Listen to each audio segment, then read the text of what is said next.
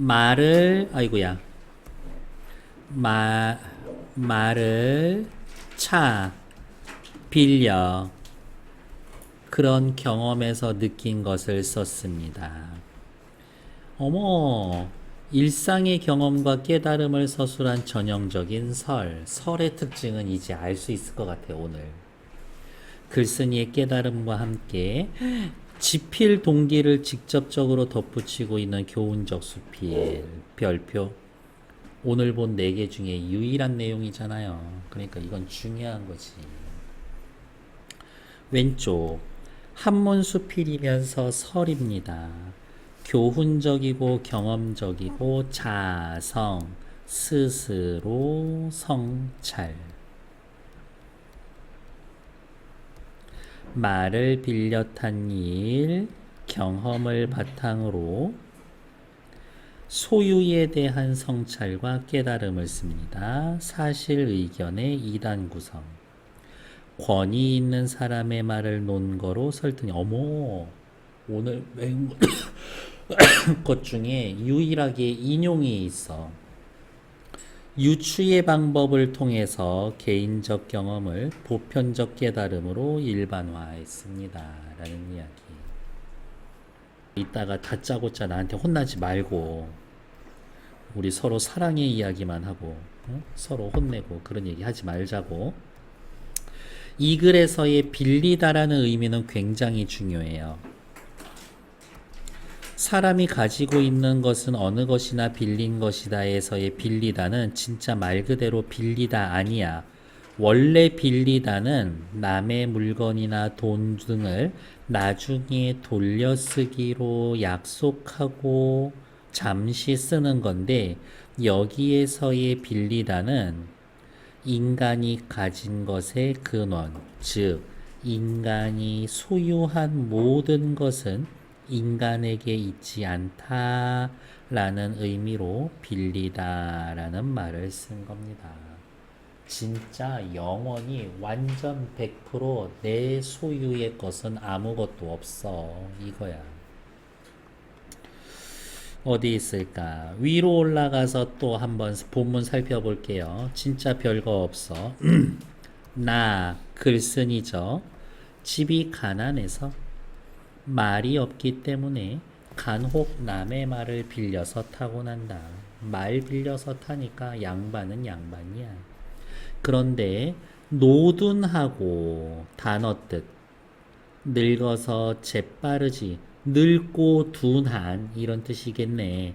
늙어서 재빠르지 못해 둔하고 야윈 말을 얻었을 경우에는 이거 빌린 말인데 잘못하면 내가 타다 죽여가지고 나 온팡 뒤집어 쓸 수도 있겠는데 라는 생각이 들면 일이 아무리 급해도 감히 채찍질을 대지 못한 채 금방이라도 쓰러지고 넘어질 것처럼 전전긍긍하고 개천이나 도랑이라도 만나면 말 타고 건너가는 게 아니라 말에서 내린다.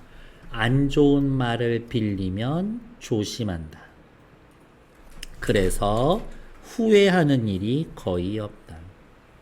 반면에 말굽이 높고 귀가 쫑긋하여 잘 달리는 준말을 얻었을 경우에는 의기양양하여 방자하게 채찍질을 갈기기도 하고 곱비를 놓기도 하고 언덕과 골짜기 모두 평지로 관주한 채 유쾌하게 질주를 한다. 좋은 말을 빌리면 거침없이 달린다. 그러다가 간혹 위험하게 말해서 떨어지는 환란을 면치 못한다. 설치다가 크게 다쳐. 말의 상태에 대한 심리 변화를 대조. 어떠한 행동을 하면서 탑니다. 열거의 방식을 쓰고 있어. 깨달음의 아지. 사람의 감정이라는 것이 어쩌면 이렇게까지 달라지고 뒤바뀔 수 있다라는 말인가.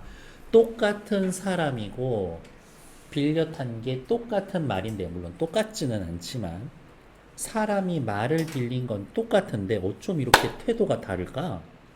남의 물건을 빌려서 잠깐 동안 쓸 때에도 이와 같은데 하물며 진짜로 자기가 가지고 있는 경우에야 더 말해서 무엇하겠는가? 자기의 소유물일 때에는 마음의 변화가 더 심할 것이다. 남의 거 비싼 거 아끼는 것보다 내 거 비싼 거 아끼는 게 훨씬 더 많이 조심해서 아끼겠지. 남의 거 막 쓰는 것보다 내 거 막 쓰는 게 훨씬 더 많겠지. 그렇긴 하지만 사람이 가지고 있는 것 가운데 남에게 빌리지 않은 것이 또 뭐가 있다고 하겠는가? 남에게 빌리지 않은 건 없어. 소유의 본질에 대한 깨달음.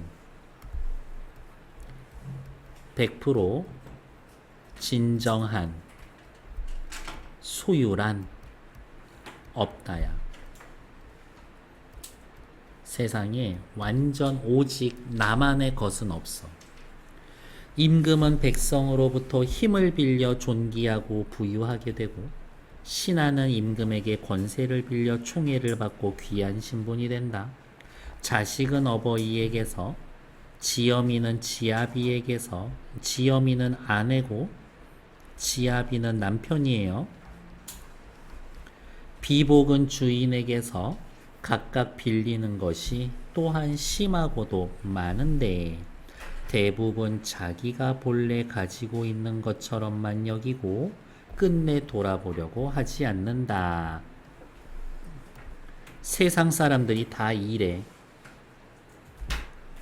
깨닫지 못하고 있어. 내가 지적하는 게 이거야. 어찌 미혹된 일이 아니겠는가. 그러다가 잠깐 사이에 그동안 빌렸던 것을 돌려주는 일이 생기게 되면 임금이 자기 권세를 놔. 신하가 자기 권세를 놔. 그러면 이제 완전 낙동강 오리알 되는 거야.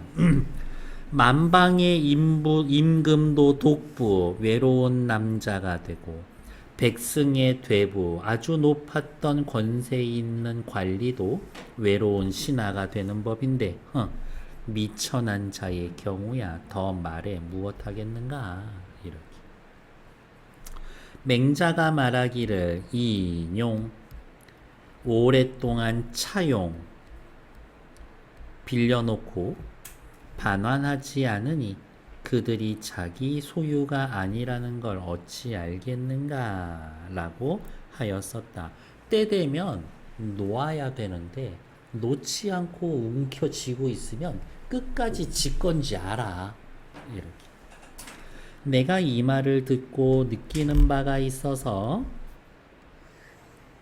그 뜻을 부연해 본 것이다. 앞에 배웠었던 세 개의 수필과 달리 지필 동기가 직접 드러나 있어. 잘못된 소유관념에 대한 경계를 알리려고 하는 것. 이게 지필 동기라고.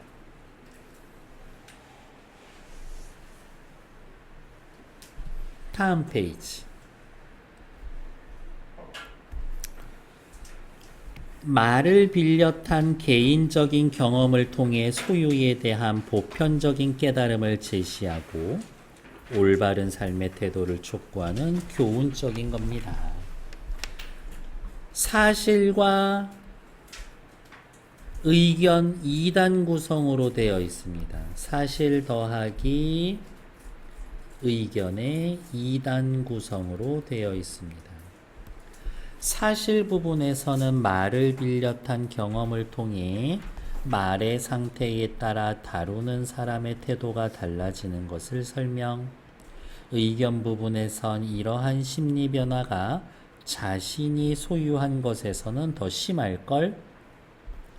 소유 전반에 대한 문제로 일반화하고 있다.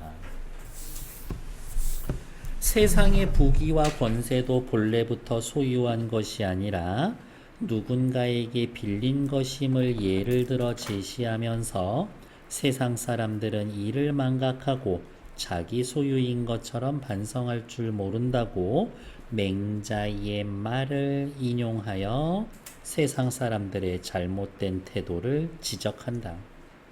글쓴이는 결국 뭐를 비판하는 거래? 외물에 따른 인간의 심리 변화, 그릇된 소유관념을 비판하고 있는 겁니다. 네 것도 아니면서 언젠간 내려놔야 되는데 끝까지 움켜쥐고 있지 마. 네 거 아니고 빌린 건데 완전 네 것처럼 그렇게 막 쓰지 마. 이거네요. 참화설의 구성은요, 사실 더하기 의견, 설이니까 그것을 통해 참된 삶의 자세를 자각, 깨달았습니다. 이 이야기인 거지. 별거 없어. 참화설의 창작 의도, 전반부에는 항상 심을 잃고 때에 따라 태도를 바꾸는 사람들, 후반부에는 네 거 아닌데 무소유의 참뜻을 모르고 있는 것, 경험에서 얻은 깨달음을 삶의 지표로 삼을 수 있게 생각의 기회를 제공하기 위해 이 글을 쓴 겁니다. 말 그대로 무소유라서 밑에 법정 스님의 무소유 뭐 이런 게 나와 있는 것 같아요. 이렇게 너무 어렵게 생각하지 말자. 일단